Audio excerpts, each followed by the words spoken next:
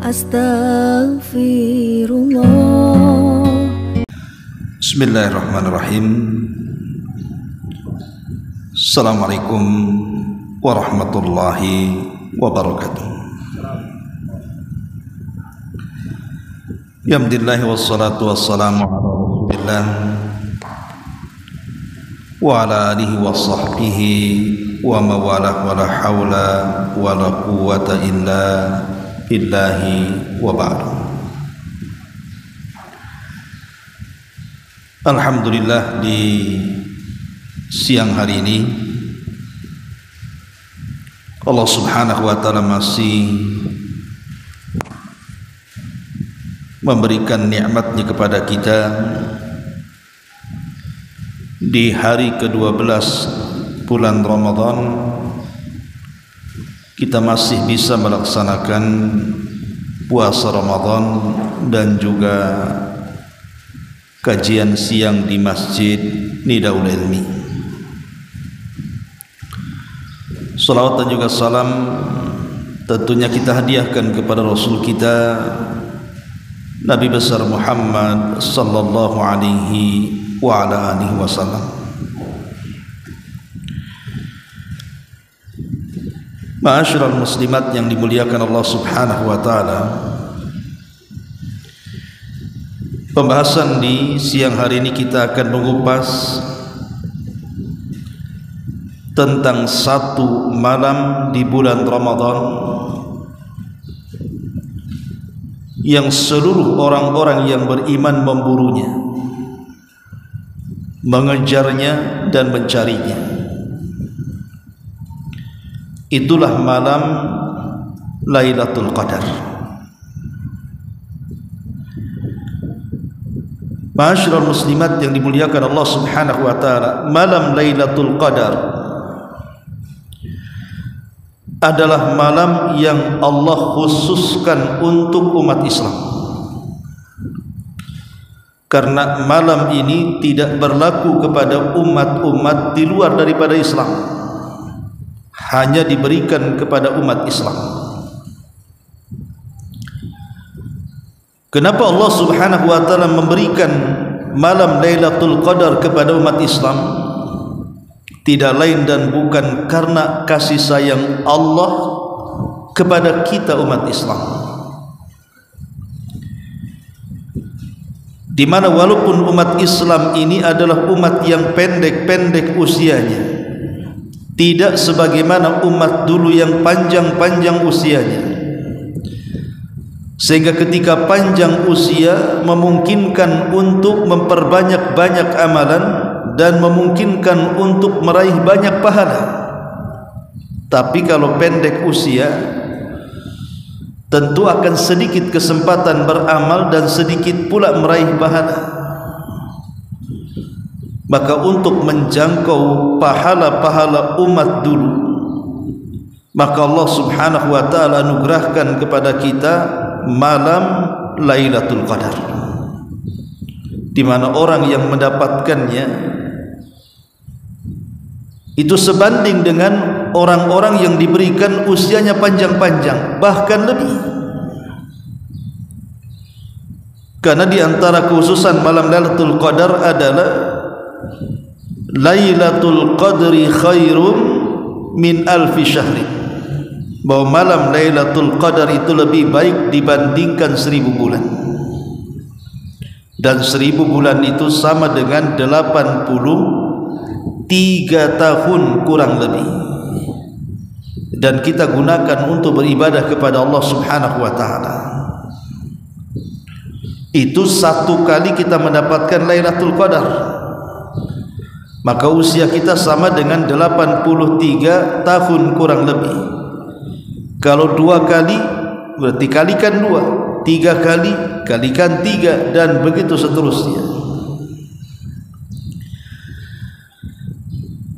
Ma'asyiral muslimat yang dimuliakan Allah subhanahu wa ta'ala,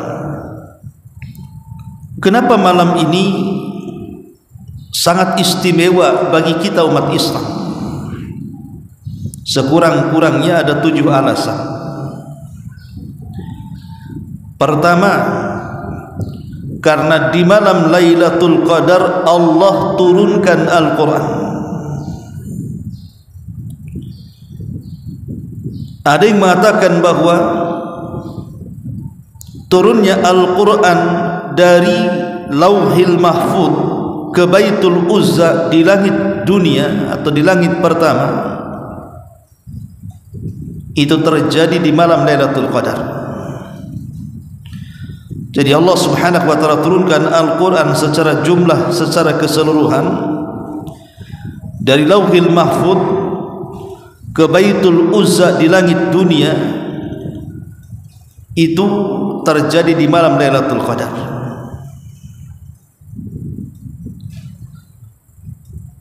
Ada juga yang mengatakan bahkan permulaan Al-Quran turun kepada Nabi SAW di Gua Hira, Suratul Alaq 1-5, itu juga terjadi di malam Lailatul Qadar.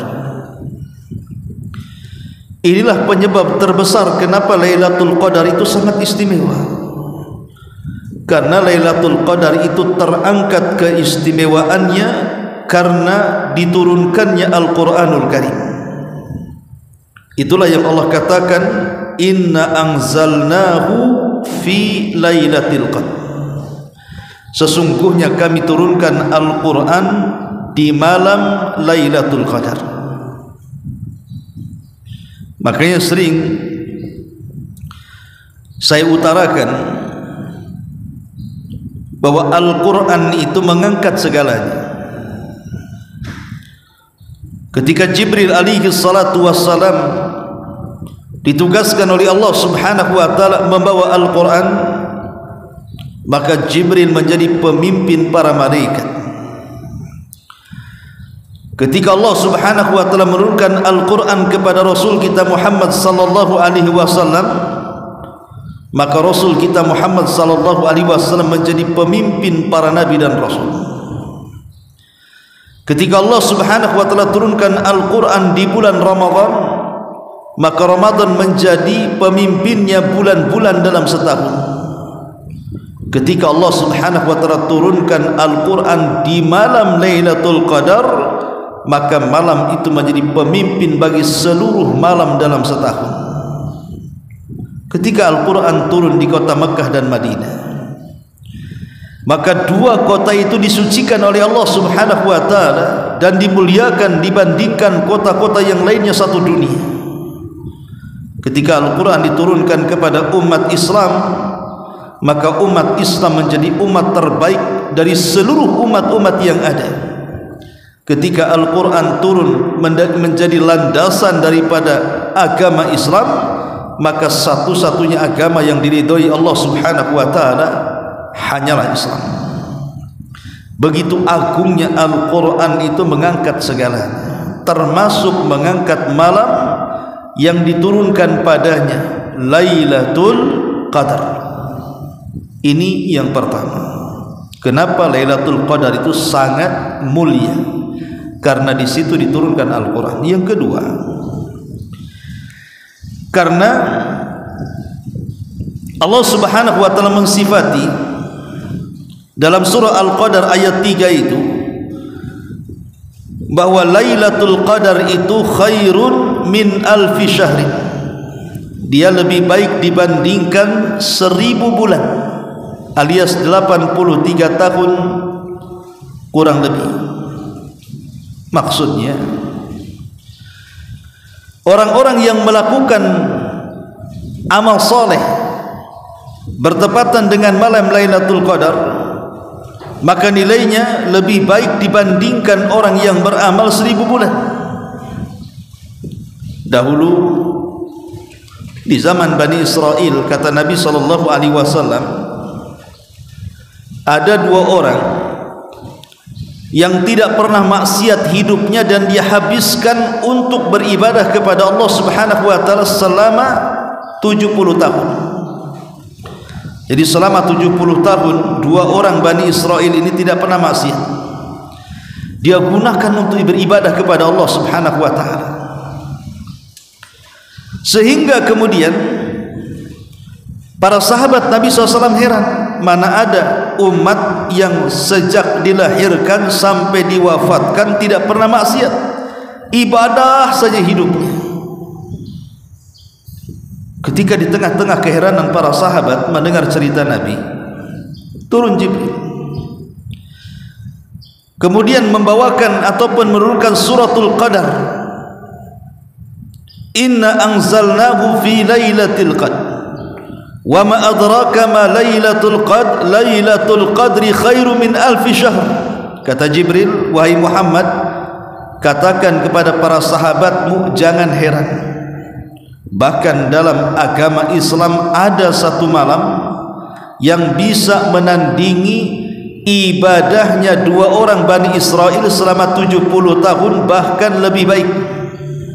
Kemudian Jibril menurunkan suratul Qadar dan Allah katakan Lailatul Qadri khairun min alfi syahrin, bahwa malam Lailatul Qadar itu lebih baik dibandingkan 1000 bulan. Coba bayangkan, kalau ibu mendapatkan malam Lailatul Qadar, berarti ibu sama dengan beramal selama 1000 bulan. Saya kasih tahu bagaimana kuncinya supaya ibu mendapatkan Lailatul Qadar dalam semua bab.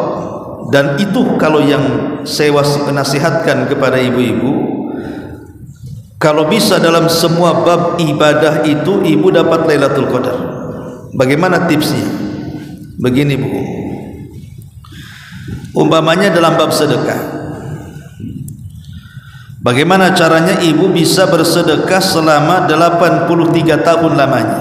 Setiap hari ibu sedekah selama 83 tahun lamanya. Dan saya kira tidak bisa kan Bu, dan tidak akan sanggup. Sekaya apapun kalau bersedekah tiap hari selama 83 tahun, saya kira angkat tangan, sekaya apapun. Tapi ibu bisa mendapatkan amalan orang yang bersedekah selama 83 tahun.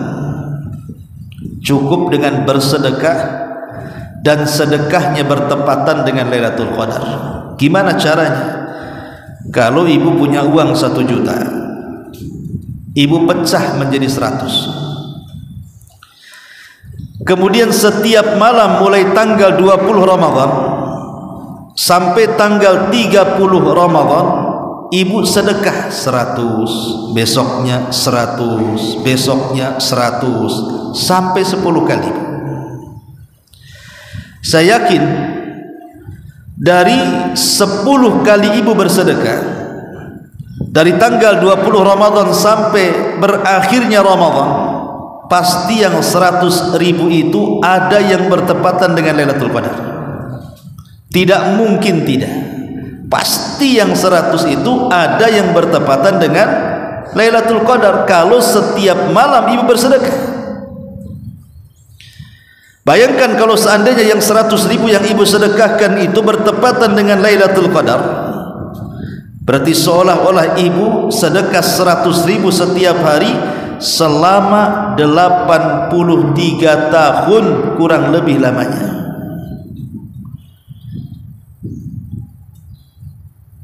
Ustaz, 1 juta dipecah menjadi 10 kebesaran.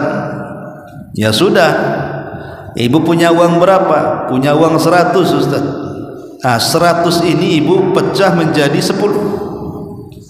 Berarti kan 10.000 tuh. Setiap hari ibu infak 10.000. Besoknya 10.000 lagi, besoknya 10.000 lagi setiap malam. Saya yakin Bu, yang 10.000 yang ibu infakkan setiap malam pasti bertepatan dengan Lailatul Qadar. Bayangkan kalau seandainya Lailatul Qadar bertepatan dengan sedekah 10.000 ibu, berarti sama dengan ibu bersedekah 10.000 selama 83 tahun lamanya. Tapi jangan pula uang 1.000 ibu pecah jadi 10, nanti tak banyak pula dapat Lailatul Qadarnya itu. Minimalnya 100.000 lah ya. Kalau 1.000 dipecah jadi 10 kan tak banyak jadinya. Intinya bahwa dalam bab sedekah Begitu cara mendapatkan Lailatul Qadarnya. Kemudian dalam bab qiraatul Quran, baca Quran. Ibu kalau malas membaca Quran di 10 akhir Ramadan, ibu baca umpamanya tiap hari. Kalau tidak bisa memang berlembar-lembar, 1 lembar lah jadi. Atau kalau tidak bisa 1 lembar, 1 muka lah jadi. Kalau tidak bisa 1 muka, setengah muka jadi. Umpamanya 2-3 ayat lah jadilah. Tapi rutin setiap malam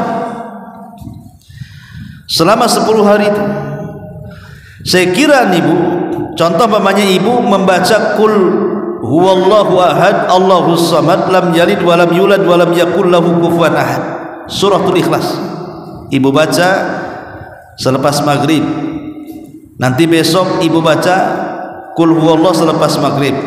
Besok ibu baca Qul huwallahu ahad selepas maghrib sampai selesai Ramadan. Saya yakin bu, adalah yang ibu baca dari Qul huwallahu itu bertepatan dengan Lailatul Qadar. Bayangkan kalau seandainya ibu membaca Qul huwallahu ahad Allahus samad lam yalid walam yulad walam yakul lahu kufuwan ahad bertepatan dengan Lailatul Qadar, seolah-olah ibu membaca Qul hu 83 tahun lamanya.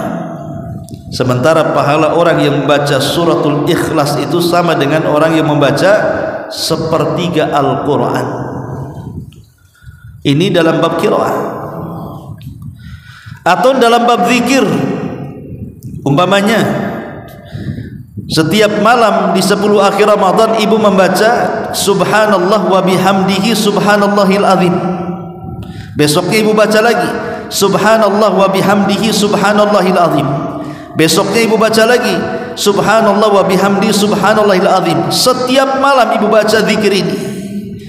Bayangkan bu, kalau zikir subhanallah wa bihamdihi subhanallahil azim bertepatan dengan malam Lailatul Qadar, berarti ibu membaca subhanallah wa bihamdihi subhanallahil azim selama 83 tahun.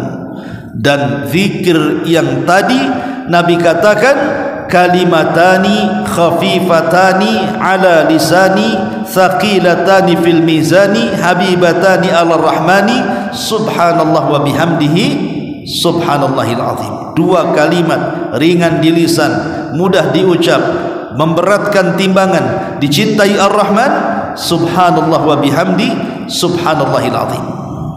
Memberatkan timbangan.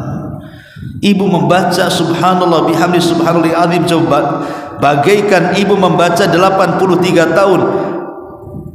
Berapa berat timbangan kita di hadapan Allah. Contoh ini, tiap malam ibu baca zikir seperti ini. Itu dalam bab zikir umpamanya kan.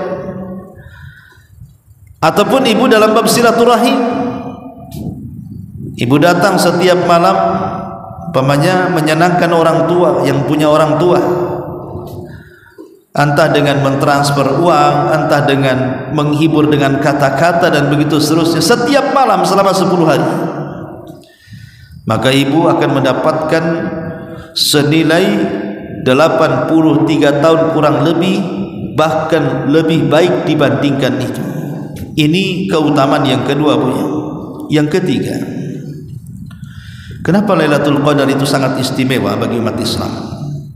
Karena Allah sifatkan malam itu adalah malam penuh berkah. Malam itu malam penuh berkah. Karena Allah mengatakan dalam surah Ad-Dukhan ayat 3, inna anzalnahu fi lailatin mubarakatin. Sesungguhnya kami turunkan Al-Quran itu di malam yang penuh berkah. Manusia itu sangat berhajat kepada berkah. Nabi Ayub alaihi salatu wassalam saat diuji oleh Allah subhanahu wa ta'ala, semua kekayaannya ludes, semua anak-anaknya meninggal. Allah berikan penyakit yang tidak pernah diberikan kepada kaumnya, sampai kaumnya menganggap Ayub terkutuk dengan penyakitnya. Tapi dengan kesabaran Ayub alaihi salatu wassalam, imamus sabirin, imamnya orang-orang yang ingin bersabar, Saat Ayub alaihi salatu wasallam disembuhkan oleh Allah subhanahu wa ta'ala, semua penyakitnya sembuh.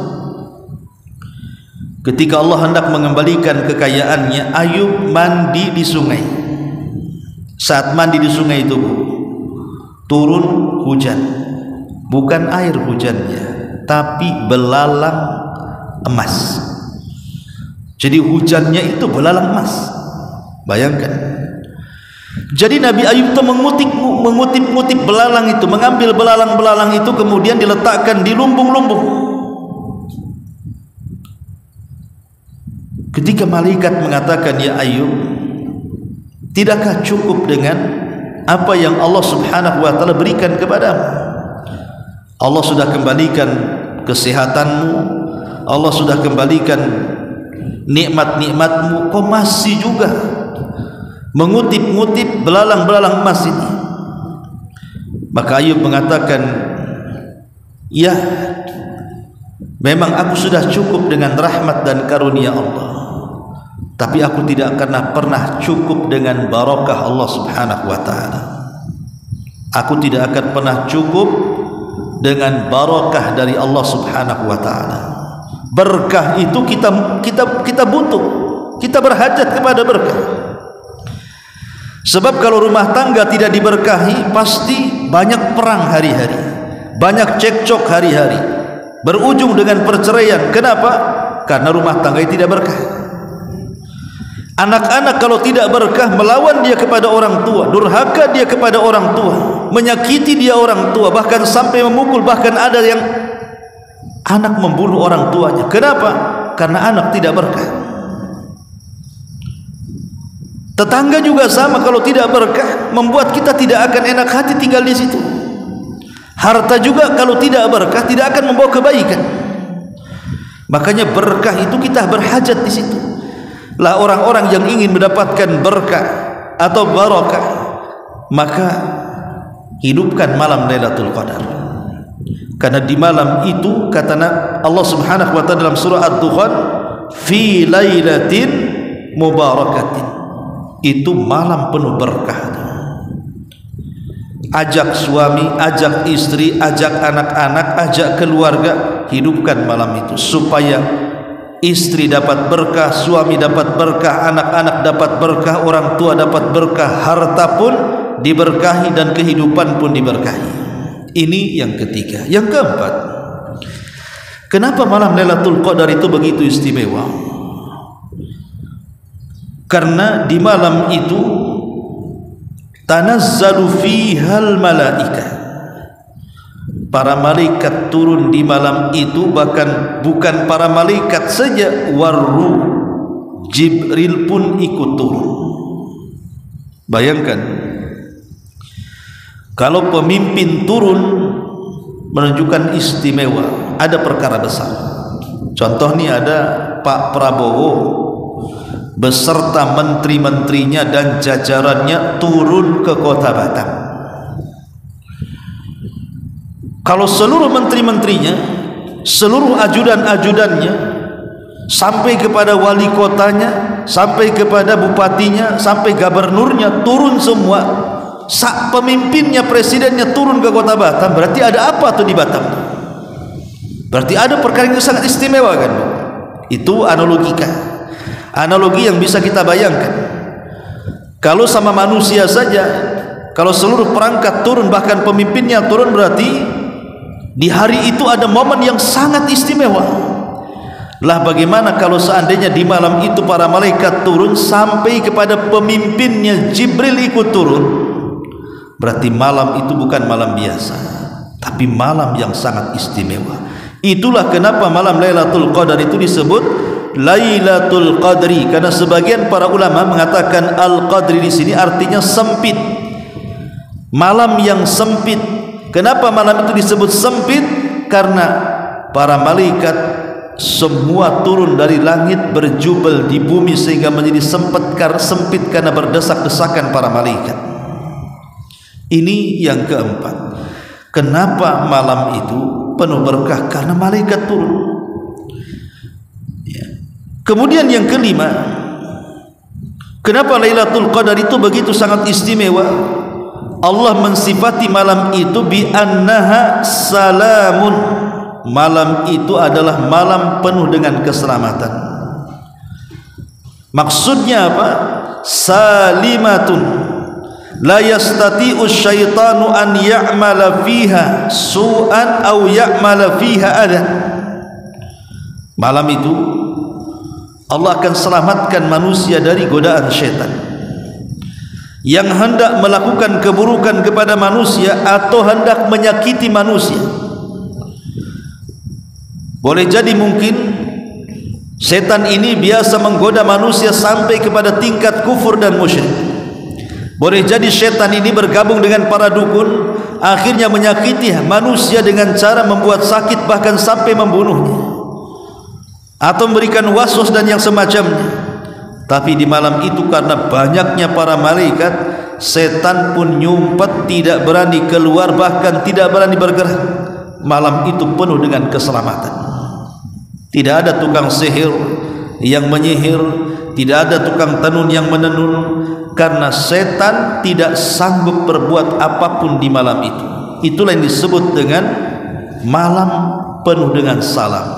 Salamun hiya hatta matla'il fajr.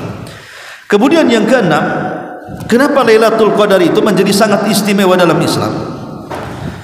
Disebutkan dalam surah Ad-Dukhan ayat 4, fiha yufraqu kullu amrin hakim. Karena di malam itu takdir-takdir manusia akan didaur ulang kembali setahun yang akan datang. Jadi setahun yang akan datang, takdir saya, takdir ibu, takdir siapapun di malam Lailatul Qadar itu ditentukan. Setahun yang akan datang, apakah ibu akan kaya terus ataukah akan dibuat miskin oleh Allah? Apakah ibu akan dibuat bahagia terus, apakah Allah akan buat ibu sedih terus? Apakah Allah Subhanahu wa taala setahun yang akan datang kalau ibu meninggal husnul khotimah atau su'ul khotimah? Jadi mulai daripada ajalnya, mulai daripada rizkinya, mulai daripada bahagia dan juga tidaknya, termasuk akhir dari kehidupannya su'ul khotimah atau husnul khotimah, itu ditentukan di malam itu. Makanya sayang kalau malam itu berlalu begitu saja, karena menentukan takdir kita setahun yang akan datang. Siapa yang sangka kalau orang yang mendapatkan Lailatul Qadar itu Allah takdirkan setahun yang akan datang, yang tadinya ibu hidup miskin jadi kaya, yang tadinya ibu hidup seret jadi muda, yang tadinya anak-anak ibu nakal-nakal jadi soleh dan soleha, yang tadinya rumah tangga penuh dengan pertengkaran akhirnya penuh dengan kebahagiaan dan keharmonisan, dan begitu seterusnya. Jadi malam itu menentukan kebahagiaan seseorang setahun yang akan datang.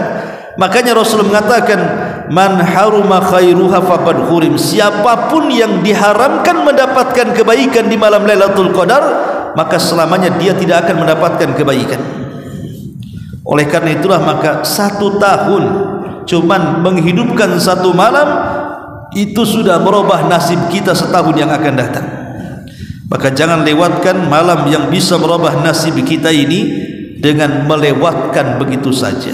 Dan yang terakhir, kenapa malam itu sangat istimewa? Karena di malam itu ampunan Allah turun. Kata Nabi SAW, man qama lailatal qadri imanan wa ihtisaban ghufira lahu ma taqaddama min dhanbi. Barang siapa yang menghidupkan malam Lailatul Qadar, yakin akan perintahnya, yakin akan pahalanya, maka Allah akan ampuni dosa-dosanya yang telah dia lakukan. Malam itu adalah malam ampunan. Siapa yang menghidupkan malam itu, dosa-dosanya akan diampuni oleh Allah Subhanahu wa taala. Maka sudah selayaknya kita sekarang sudah memasuki pertengahan daripada Ramadan.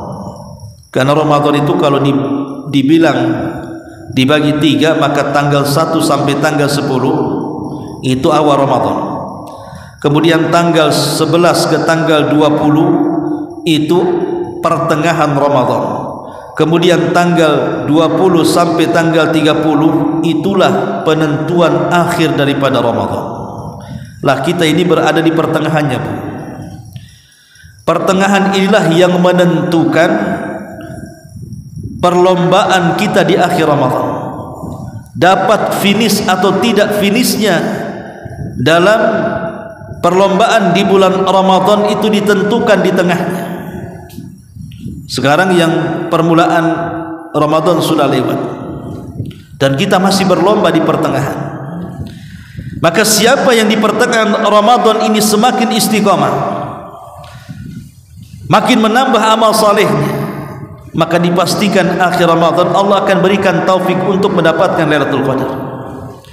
Tapi siapa yang pertengahan Ramadan menjadi loyo, tidak lebih semangat daripada awalnya, sudah malas tarawehnya, sudah malas puasanya, sudah malas baca Qur'annya, sudah malas sedekahnya, sudah malas membaca Quran dan berdoanya dan ibadah-ibadah yang lainnya, maka ini akan mempengaruhi kepada ibadah di 10 akhir Ramadan. Maka ingat, gunakan di pertengahan Ramadan ini kal muqaddimah, seperti muqaddimah masuknya gerbang Lailatul Qadar. Makin semangat, tetap istiqamah, berdoa kepada Allah agar hati kita tidak dibolak-balikan, terus senantiasa mempertahankan, dan lebih daripada itu, burulah malam yang akan merubah nasib kita setahun yang akan datang dengan cara memperbanyak ibadah kepada Allah Subhanahu wa taala malam Lailatul Qadar. Wallahu a'lam bishawab. Ini yang bisa saya sampaikan sebelum saya tutup. Kalau ada yang bertanya silakan. Kalau tidak kita tutup.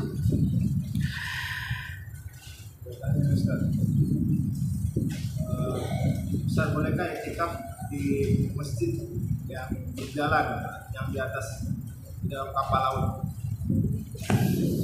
Iya, alhamdulillah. Allah Subhanahu wa taala berfirman, "Wa antum aqifuna fil masajid."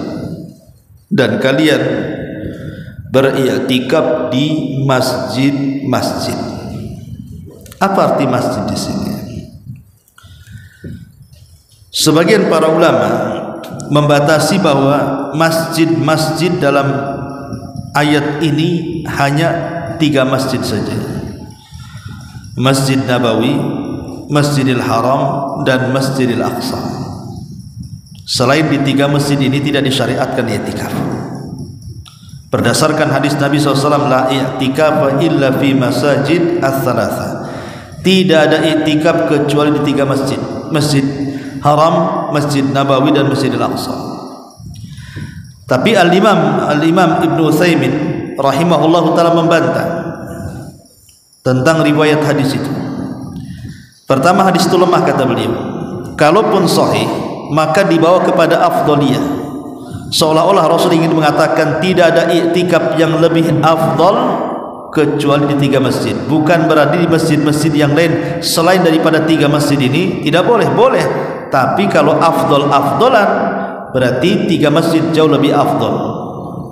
Bukan menafikan ketidaksahan i'tikaf. Tetapi apakah yang dimaksud masjid-masjid selain Masjidil Haram di sini menyangkut juga Masjidil Qaum, atau hanya berlaku kepada masjid jami?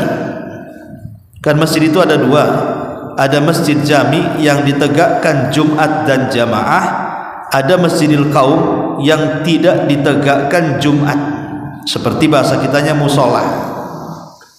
Apakah juga i'tikaf berlaku di musola ataukah hanya berlaku di masjid jami?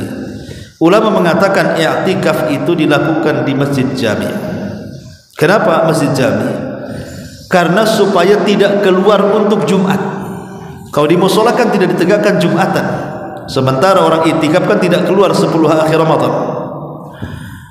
Makanya i'tikaf itu dilakukan di masjid jami, bukan di musola. Wallahu a'lam. Lalu bagaimana i'tikaf di musola kapal? Ya silahkan saja i'tikaf di situ. Tapi kalau yang dimaksud i'tikaf menurut istilah gitu ya, maka tidak masuk. Nanti kalau boleh i'tikaf di musholah kapal, nanti boleh juga i'tikaf di musholah rumah. Nanti tak payah orang datang ke masjid, ringkuk aja lah di musholah rumah semua, kan begitu ya. Jadinya maksudnya di sini adalah i'tikaf di masjid jami. Tapi kalau seandainya seseorang ingin i'tikaf di musholah-musholah yang terdekat, ya silakan saja. Karena intinya bahwa i'tikaf itu beribadah kepada Allah Subhanahu wa taala dengan melazimkan diri di masjid dalam rangka mendekatkan diri kepada Allah Subhanahu wa taala. Tapi kalau maksudnya i'tikaf secara syar'i, maka hendaklah i'tikaf di masjid jami, karena orang i'tikaf itu tidak boleh keluar selama 10 hari. Kalau dia di musholah, nanti pas Jumatan keluar ke masjid lain ya. Jadi ini yang harus dipahami. Wallahu a'lam. Baik, sampai di sini mudah-mudahan ada manfaatnya. Subhanallah bihamdika asyhadu an la ilaha illa anta astaghfiruka wa atubu ilaik. Allahu ta'ala a'lam. Assalamualaikum warahmatullahi wabarakatuh.